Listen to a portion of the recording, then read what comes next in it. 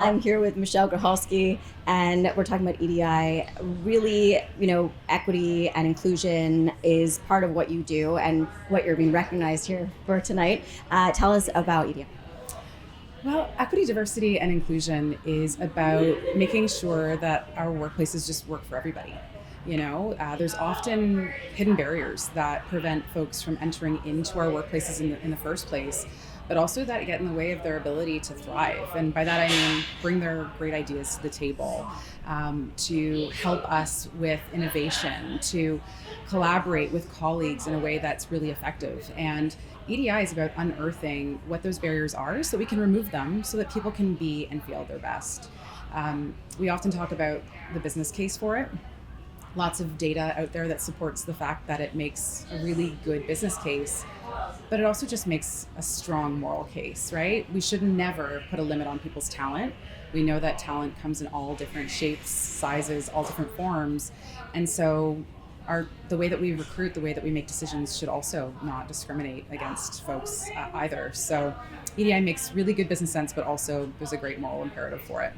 Well, and I think that's where the world is moving, right? Where it's not just about the business decision. It's about the future, what it looks like, what the world's going to look like, what people are going to look like, and how they're going to be approaching doing business. What's been the biggest challenge when you get invited in to sort of guide a business through this process? Obviously, I'm sure there's many, but is there one that you can think of that really stood out as a challenge that you had to overcome? People are often worried that there's going to be judgment, right? Most organizations now, since 2020, have recognized that there's work to do, that there's a lot of area for improvement. There's many areas for improvement. And so with that recognition, they're afraid that there's going to be a level of judgment or shame that's cast upon them for not moving the needle farther or faster. We really like to ensure that people are met where they're at while feeling compelled and inspired to grow and change and to progress. And so that means that we're not, going in and pointing fingers and making anyone feel poorly about where they are, but rather it's about coming together and saying, okay, this is our starting point. How do we move farther? How do we ensure that we're not leaving anybody behind on this? How do we ensure that we're proud of the work that we're doing for generations to come?